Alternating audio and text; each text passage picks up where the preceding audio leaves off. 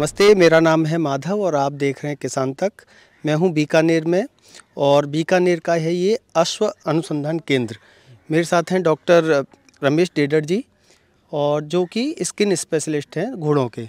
तो घोड़े पालने वाले जो लोग हैं या शौकिया तौर पर जो पालते हैं, व्यापारिक तौर पर जो पालते हैं घोड़े, तो उनमें घोड़ों में स्किन से रिलेटेड क्या बीमारियां होती हैं, क्या कुछ हो सकता है, उनका इलाज क्या है और क्या क्या चीज़ें आप करनी चाहिए, क्या सावधानी आपको बरतनी चाहिए, डॉक्टर देदड़ हमें बताएंगे। सर, स्वागत है किसान तक में। नमस्कार, मैं डॉक्टर रमेश देदड़। मैं अभी यहाँ पे एक प्रोजेक्ट हैंडल कर रहा हूँ जो कि सेंट्रल गवर्नमेंट का है। National live stock mission government की एक स्कीम है जिसके तहत जो जानवर हैं जितने उनको बीमारियों से उनको फ्री करना है। तो मैं घोड़े की स्किन डिजीज़ के ऊपर मेरे पास प्रोजेक्ट है और वो उसका ट्रीटमेंट भी हम हर्बल से कर रहे हैं। जो आमतौर पर सर घोड़ों में क्या बीमारियां स्किन से रिलेटेड होती हैं, उसके बारे में? स्किन एक बहुत बड़ा फील्ड है। उसमें पैरासाइट की वजह से जिनको अपने कीड़े बोल सकते हैं जो चमड़ी में रहते हैं, उसके अलावा फंगस है, उसके अलावा जीवाणु है, इनके इन्फेक्शन है, कुछ इम्यूनिटी एलर्जी बोलते हैं, एलर्जी से। तो जितनी ह्यूमन में जिस टाइप की बीमारियां होती है वैसे ही घोड़े में बीमारियां होती है। कुछ और बीमारियां होती है जो जैसे पूरे शरीर की बीमारी होती है, ग्लैंडर्स है, इनके भी लक्षण स्किन पे आते हैं। तो स्किन एक बहुत ही इम्पोर्टेंट और बड़ा सब्जेक्ट है। तो हम लोग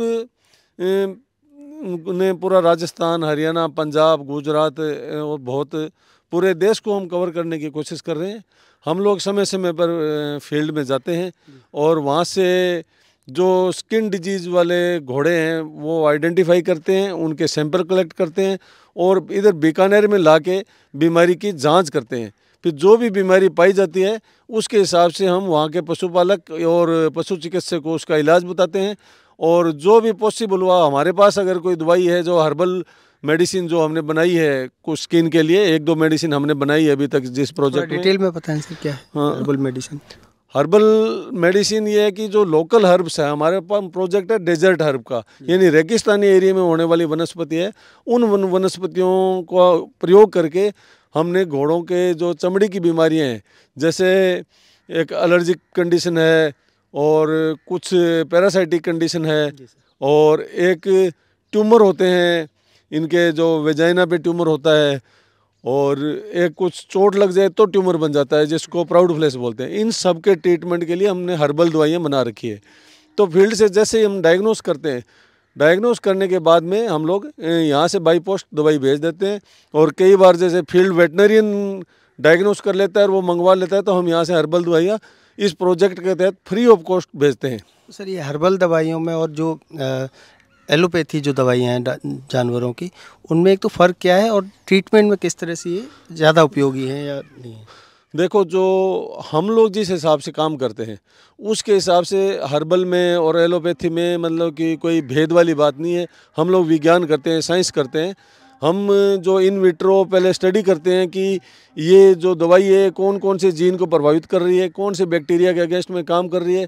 जिस तरीके से एलोपैथी में बीमारी को डायग्नोस करके ट्रीटमेंट करते हैं, उसी प्रकार हम लोग भी मतलब कि हर्बल का यूज़ कर रहे हैं। हर्बल भी कर लेते हैं, एलोपैथी भी कर लेते हैं, लेकिन जो प्रोजेक्ट हर्बल का है तो हम कोशिश करते हैं कि हर्बल के विकल्प जो सस्ते विकल्प हो, बेहतर विकल्प हो और ऐसी बीमारियां जिनका एलोपैथी में ट्रीटमेंट है ही नहीं, उनके लिए नए विकल्प हम प्रदान कर सकें।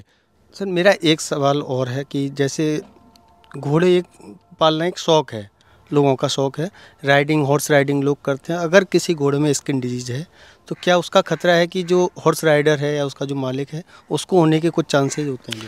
कुछ बीमारियां चमड़ी की, जैसे फंगल इन्फेक्शन है, जैसे दाद बोलते हैं, फंगल इन्फेक्शन है। और इसके अलावा एक बैक्टीरियल इन्फेक्शन होते हैं, स्टेफाइलोकोकस ओरियस का इन्फेक्शन है और एक डर्मेटोफिलस होता है, वो भी। ये जो राइडर है या ह्यूमन है उसमें ट्रांसमिट हो सकते हैं। तो इसलिए बेहतर है कि घोड़े को कोई चमड़ी की बीमारी हो तो उसको डायग्नोस जरूर करें और उसका ट्रीटमेंट करें। और ये ज़्यादातर जो ट्रांसमिट होने वाली जो बीमारी है उनका इलाज संभव है। जो इलाज नहीं, जिनका इलाज मुश्किल है या नहीं हो पाता, वो ज़्यादातर इम्यूनिटी से रिलेटेड बीमारियां, जैसे एलर्जी है। एलर्जी का तो जो जिस चीज़ से एलर्जी है उसको अवॉइड करना पड़ेगा। बाकी घोड़े की जो चमड़ी की तमाम बीमारियों का इलाज संभव है एलर्जी की प्रॉब्लम के अलावा। इसलिए डायग्नोस करके तुरंत ट्रीटमेंट करवाना चाहिए, ताकि कोई भी बीमारी जो ह्यूमन बीइंग में ट्रांसमिट होने का डर नहीं रहे और दूसरे घोड़ों में ट्रांसमिट होने का भी डर नहीं रहे, और वो जो घोड़ा जो बीमारी से सफ़र है वो भी बीमारी से मुक्त हो। सर, एक मेरा लास्ट सवाल ये है कि घोड़े पालने वाले जो लोग हैं, कोई बीमारी हो ही ना उनमें, तो इस तरह से रखरखाव में कोई कमी होती है, इसीलिए बीमारी होती है, या केयरिंग में कुछ गलतियां करते हैं लोग, किस तरह से? बिल्कुल बिल्कुल, देखो रख रखाव बेहतर तरीके से करके बहुत सी बीमारियों से बचा जा सकता है।